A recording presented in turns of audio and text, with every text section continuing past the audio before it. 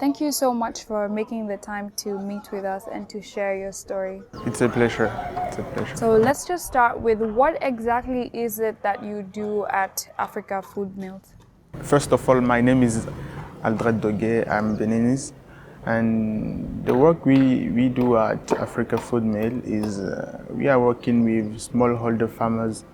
So we basically collect raw material from smallholder farmers and transform them in ready-to-use food, packaged ready-to-use food, and supply them to supermarkets in Cotonou. Yes, this is our work. And how did you come up with the idea? 4 years ago, I worked with some of smallholder farmers, and one day one farmer told me, we are exposed to. He told me we are exposed to post-harvest raw materials, post-harvest record, and he asked me how me, Aldred, I can help them to resolve this problem. So after this question, I do the market study, and after the market study, I realized that the ready-to-use food, pre-cooked food, all pre-cooked food in Benin are exported from another country, like European countries. So I start my business, and since 2 years, I start the business, and I'm the first local company that start this business. Yes, it's like this. So you worked with smallholder farmers, and then you saw that there was a problem, that there was a lot of losses with the post-harvest, right? And then you decided to start your company after doing some market research. So what were your first steps towards making it a reality, towards bringing Africa Food Mills to life? So first of all, after market study, I started to collect money from my parents and my own money. I don't wait any money from bank or institution. No. I started to collect money from my parents, who helped me a lot. Yes, I start with 3 supermarkets. The first step is that I just make the prototype of my product. I just make the prototype of my product with my money and the money I collect from my parents. And with this prototype, I go to 3 supermarkets. One supermarket is just the side of this place. So it's the one of my first supermarket that take my prototype, and there was okay to do business with me. So I start with 3 supermarkets in Cotonou. So what does the whole process look like from the time that the farmer takes the crops, like harvest something from their farm? What does the process look like from there to the time that they get paid, all the things are processed and they're in the supermarket? What happens in between that? So first of all, we are now working with some of smallholder farmers cooperative. So it's a win-win partnership. First of all, we collect raw materials from 8 smallholder farmers cooperative, and we transport the raw materials to our factory, and we do the processing. We wash the vegetable, we cut them, we slice them, we size them. Some of vegetable are pre-cooked. It's not all. So we do the pre-cooked vegetable and ready to use simple vegetable, but all of them are ready to use. So, and now after this processing, we pack the food on the package, yes, and then we put the vegetable, the food in cold room. And when we get an order from supermarket, our employee do logistic. The logistic is to transport the food, our product to supermarket. Yes, it's like this. Oh wow. Did you always know that you wanted to be an entrepreneur? I can say since I have 9 years, I remind that one day I'm in my class and at primary school, and the teacher, yes, my teacher asked us, what would you want? What do you want to become when you grow up? Yes, and I remind now that I said I want to become businessman. So I don't want what kind of business I want to do, but I know that I want to become a businessman. So how did you find yourself in the space of agriculture? Because you could have started, like businessman is very wide, you could have started anything. So Yes. why did you decide that it's agriculture? How did you find yourself in that space? In agriculture? Yeah. Okay, first of all, I think since 6 years ago, I realized that agriculture in Africa have very big potential. I will take the example of my country, Benin. Most of food are imported from European country. It's just a few local company who produce food. So I want to go in agriculture, yes. And how did you manage to, because I think entrepreneurship has a lot of moving parts, to start a business and to be able to manage it and manage the people, bring them on board, have people believe in your vision, because like you said, this is the first company of its kind in Benin. Yes. So how, like, where did you get that drive or the different skills that you require? What kind of support did you have? Did you have any mentors? How I got the different skills to manage my company? Yeah. I really don't know where I got it. I really don't know. But I think manage people, I think it's for me a passion. So before start my company, I work for a youth organization in Benin, and we worked on project on education and tourism and leadership and entrepreneurship. So in this organization, I learned how manage people, how organize some of events, some of seminar, some of project to exit the youth in entrepreneurship. Yes. And what have been some of the biggest challenges or difficulties that you faced on the journey? In my journey, I can say the first biggest challenge is to reach the best people who can work with me. So I have the passion for my work, but to move forward, I realized that I must reach the people who have the same vision like me to work with me. And I can say to find the best people, the good people to work with me. Few years ago, was the biggest challenge for me. Yes. My question is, what did you study in university?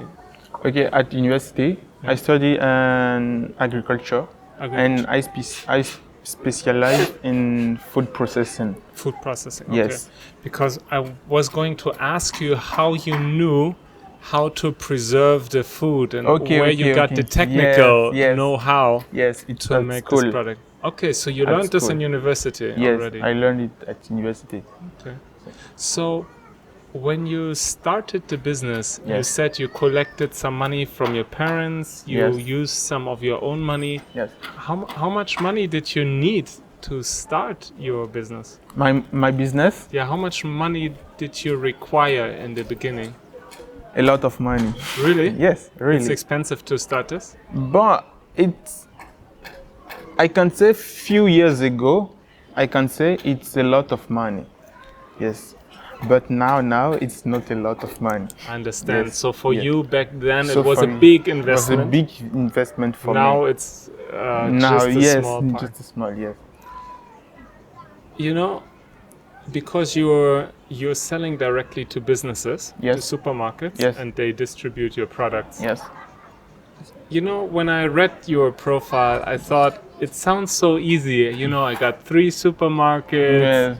but was it easy to find supermarkets to accept your products, or did you have to knock on a lot of doors and ask, please take my product? It's not easy. It's not easy. Because in the same time, I produce my product, my company produce this product in the same time. Another big company import this same food from another continent, from European continent. Yeah. The price of product imported is small than our product because this company is big. The company who import the product is big, is too big and can produce big quantity because they have the adequate machinery. Yes, it's the biggest challenge.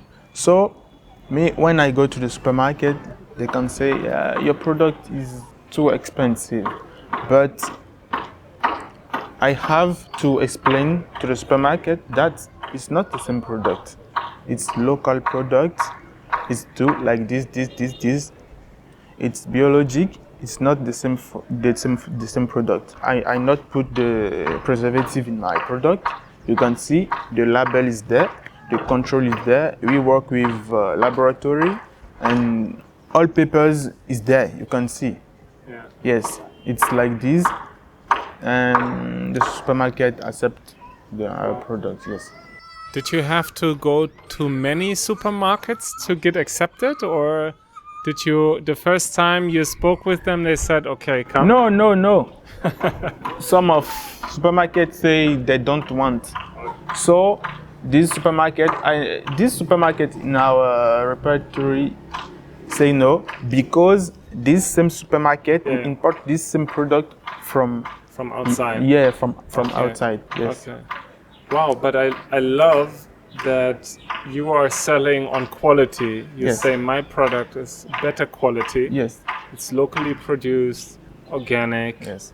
No preservatives, and that is why I can sell it at a higher price. Yes. So how do people that go to the supermarket, are many people buying it? My product? Yes. Are like consumers from the town, normal people, are they buying your product? Normal people who have the buying power. The buying power and so higher income, middle class, Middle class. The minimum is middle class because the cost is not low. Yes. If in the coming years, if I increase my production capacity and I produce like the big factory, the cost can be very low and be accessible. The product will be accessible to all the consumer. Yes. My question was actually about your experience with orange and Zisha. How did that come about? So I say that I learned a lot on some of African entrepreneurs. All the time I'm in my phone or my laptop and working on Google, yes. And a few years ago, I just see the opportunity on internet, African entrepreneurs. I see a lot of projects who support African entrepreneurs. But the difference with this project, with Anzisha project, is that Anzisha supporting young entrepreneurs. So this difference exceed me. So when I see it, I say, my business is there. So I have the chance to go at Onzisha, and like this I apply. I just apply. They call me. They come in Benin last year and come to my factory and see how I work. Yes, we go to smallholder farmers cooperative, to supermarket. They talk with our clients. Yes, they see. So after this, I go to South Africa for the business acceleration boot camp, and so I can say this opportunity is at this day the biggest in my journey. Yes, this opportunity allow me to reach some of investors. Yes, and I believe that with resilience, the leverage of fund will be possible. Yes, I think. Aldred, if you could start a partnership with anyone and you could ask them for anything, who would you partner with and what would you ask them for? I would be to partner with to increase my production capacity. So one of our perspective in the coming years, specifically in the next 4 years, is to integrate the Nigerian market. Yes, we want to integrate the Nigerian market. So to integrate this market, we want to increase our production capacity. And now we are in negotiation with some of investors, with some of investment fund to leverage fund to increase the capacity. Yes. One last question. What would be your advice to a young person in Benin? Yeah. What would be your advice to them? Young entrepreneurs in Benin are all young. Young entrepreneurs. Young entrepreneurs in Benin. I can say I would advise them the word resilience. Yes, the resilience. Because if you have the resilience, you can move forward all the time. In Africa, to do business in Africa is very difficult, I think. If you start your business, it's obligatory. You will find challenge. It's like this. You will find challenge. But if your mind is not strong, you will left your business. But if your mind is very strong, you have the resilience. You can move forward and understand that this challenge is a part of the process. Is the part of growing process. You can understand it, I think. Wow, that's a very good advice. Now I have another question. Yes, yes, no problem. How do you build resilience? How do you create resilience in yourself? Yes. Where does that come from? Is it a belief? How do you increase that? I can say that a few years ago, I learned a lot of things on African entrepreneurs, and I know now I already know since my business starting, that the challenge will come. It's normal. The challenge will come. You can't achieve success. You can't succeed without challenging. Yes, the challenge. I love that. So you knew in your mind that a challenge will come. Yes. And that is why you were ready to face it and embrace it. Yes. And to know that you will grow through it. Yes. And you knew that from studying other entrepreneurs that have walked the path before you. That's good advice. Thank you so much. Thank you. It's a pleasure.